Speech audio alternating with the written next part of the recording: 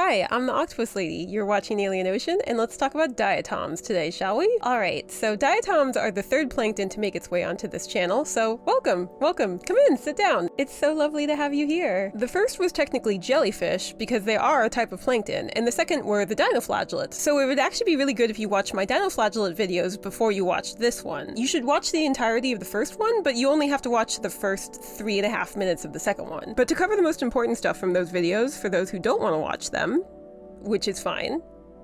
I'm not hurt by that at all. Plankton are technically any organism that gets pushed around by currents and tides, and there are two types, zooplankton and phytoplankton. Phytoplankton are kinda like plants, except not really, and zooplankton are mostly just teeny tiny little animals. There are also these things called harmful algal blooms, or HABs, and it's when plankton bloom a lot, very quickly, and do a lot of harm, hence harmful algal blooms. So I usually begin my videos talking about the taxonomy of whatever organism I'm talking about, but when I Google Scholar the Diatom taxonomy, it pulled up some interesting resources. The first one I clicked on was this, but from just skimming over it, it seems really high level. Like they're discussing the definition of species and genera. So I moved on to this one, which seemed more straightforward, but then I clicked on it and it was over 300 pages long. And we're not doing this again! We're not doing this again! So I went to worms, which I'm sorry, that is a terrible name, and looked up diatoms, and this is what it said. Kingdom, Chromista. Subkingdom, Herosa. Infrakingdom,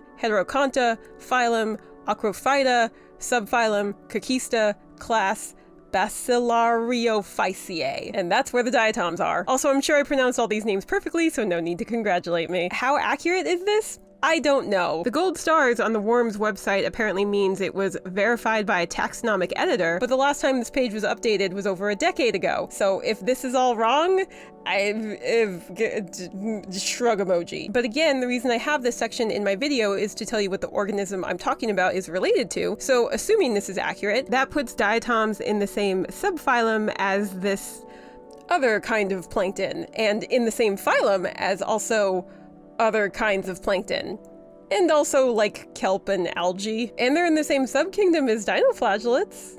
Is any of this helpful? The oldest fossils we found of diatoms date back to 190 million years ago, but their molecular clock, which I never really understood what that was, but it sounds really cool, says that they probably showed up around 250 million years ago, so we'll just go with that, and that puts them at a little bit older than their dinoflagellate cousins, or second cousins thrice removed, or whatever. And also similar to dinoflagellates, diatoms are found all over the world, in saltwater, freshwater, ice, and dirt. Anyway, if you haven't noticed, diatoms are beautiful. Look at them. I mean, I still love my moon-shaped and long boy dinoflagellates, but like, right? They're stunning. They're made out of glass. Did you know that?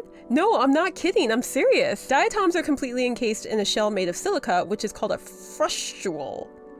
Frustule. What a word. Frustule.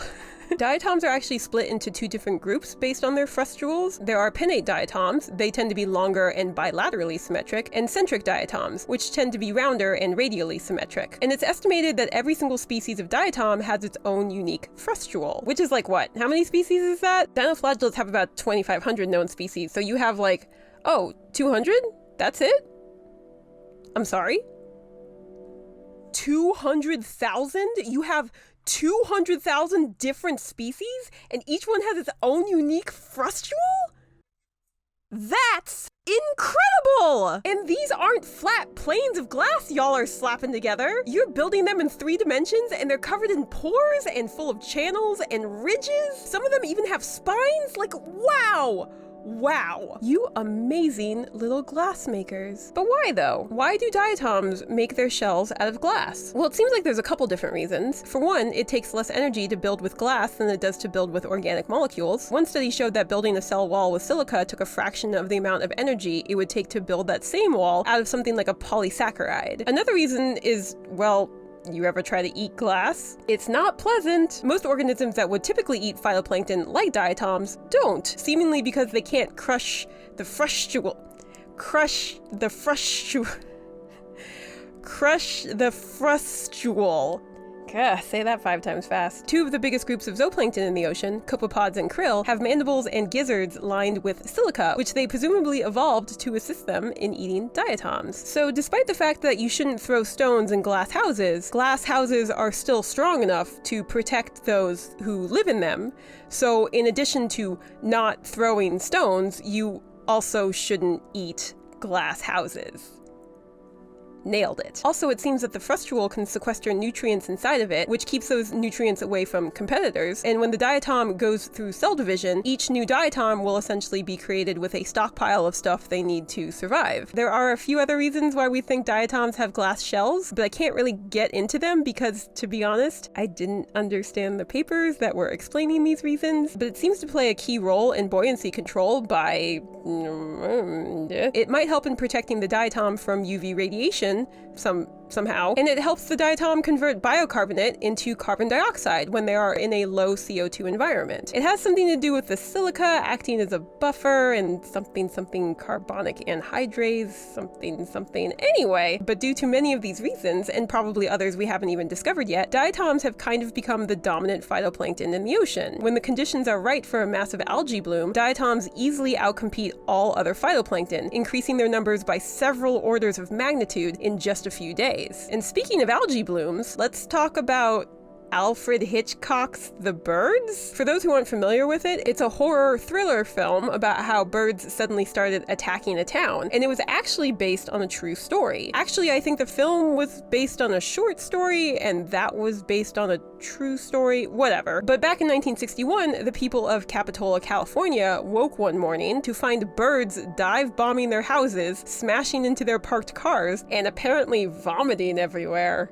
Ew. For decades, no one had an explanation for this, but in 1991, after a similar event happened to a bunch of pelicans in the same area, researchers discovered that a type of diatom, Pseudonychia, produced a neurotoxin called domoic acid. And in 2012, it was finally confirmed that the event that inspired the birds was indeed caused by diatoms. There was a hab of Pseudonychia, which were then eaten by zooplankton like krill, and then the krill were eaten by the birds. And then they went nuts. Domoic acid can also affect humans, and results in what's called amnesic shellfish poisoning. And if you were a good student and did your homework, you know why the word shellfish is in there. But you can also get it from eating crabs or regular fish. Mild symptoms of amnesic shellfish poisoning include the usual stuff, nausea, vomiting, and diarrhea, but extreme cases can kind of make you lose your mind. You can hallucinate, become easily confused, permanently lose your short-term memory, get seizures, fall into a coma, and or die. Fortunately, it only seems like the Pseudonychia diatoms and one species of, I guess, regular Nichia diatoms produce domoic acid. All the other diatoms are much chiller and don't try to poison anybody, which is good because diatoms do a lot of good stuff for the world, and I wouldn't want their name to be besmirched by the weird toxin-producing black sheep of their family. So,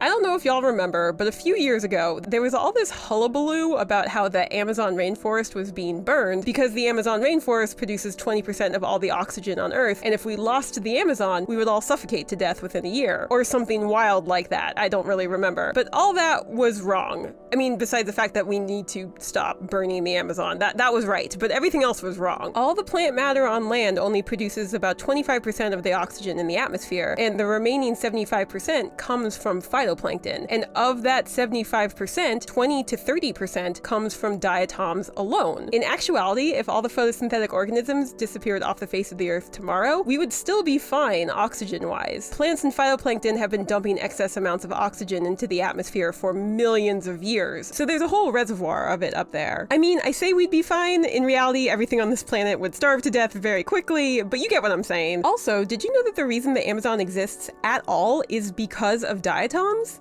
Dead ones? From the Sahara? There's all this dust from northern Africa that gets kicked up and blown across the Atlantic Ocean, and a lot of it settles in the Amazon, and a good percentage of it is fossilized diatoms. And they bring with them a bunch of iron and phosphorus that the Amazon desperately needs, because the soil quality there is actually kinda trash since it rains so much, which washes away all the nutrients in the soil that a tropical rainforest needs to survive. The Amazon literally would not exist if it weren't for diatoms. Anyway, this means that diatoms are a very important part of the carbon cycle, which, at its simplest, describes how carbon cycles through being in the atmosphere and then back on Earth and then back into the atmosphere again. And carbon, by the way, is like one of the most important elements in the world, nay, the universe. It literally forms the chemical backbone of every single living thing on this planet. So how carbon gets pulled out of the atmosphere is through photosynthesis, which maybe you've heard of. It's when a photosynthetic organism, like, I don't know, a diatom, takes light and CO2 and converts that to oxygen and carbohydrates. Then they release that oxygen back into the atmosphere, and the carbohydrate gets stored or used in some capacity inside the diatom. How carbon ends up back in the atmosphere is when a carbohydrate gets combined with oxygen, which converts it to CO2 and energy. This is either done through respiration or combustion. Now, contrary to its name, when I say respiration, I'm not talking about like the act of breathing. I'm talking about the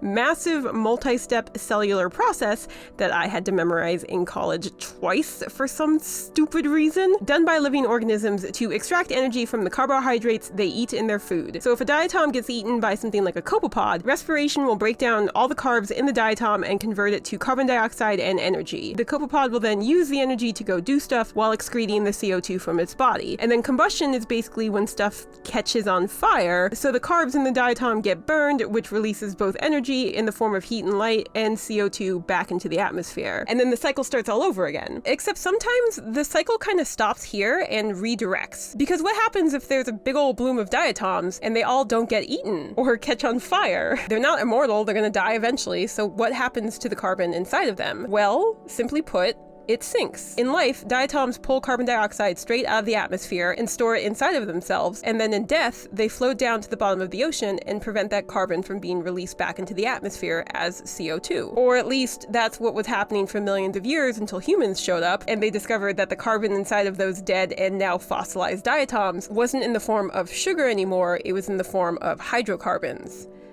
Oil.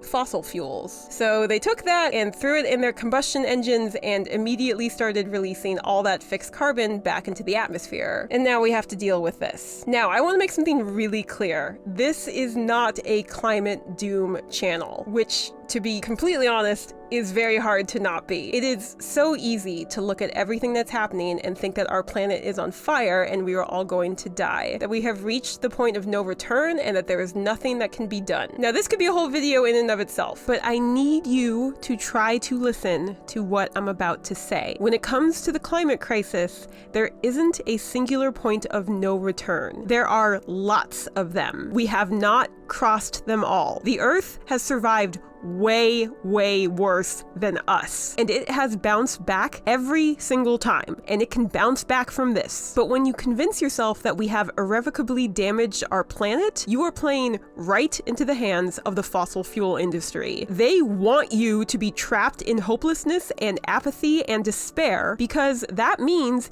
they can keep getting away with what they're doing. Don't let them. We can still fix this. And don't believe anyone who tells you otherwise. That was a little off topic. So I just want to end this by saying that I don't think phytoplankton get enough love. So much of the work that they do gets attributed to trees. And yes, I know trees do a lot of work too. You're a very important tree. But like, one of the biggest chunks of trees on Earth would not exist without phytoplankton, and diatoms in particular. Both in life and in death, diatoms are looking out for us. And I feel it's about time that they started getting their flowers. Thanks for watching another episode of Alien Ocean. Today's hopefully interesting question of the day is, if you could encase yourself in a frustule of your own, what would you make it out of? Leave a comment down in the comments with your answer. Also check out our Patreon, where you can see behind the scenes stuff, get early access to videos, and get your name in the beautiful credits. Be sure to like, share, and subscribe. Check out my old videos, and until next time, this has been your friendly neighborhood octopus lady reminding you that you don't need to go into space to find aliens.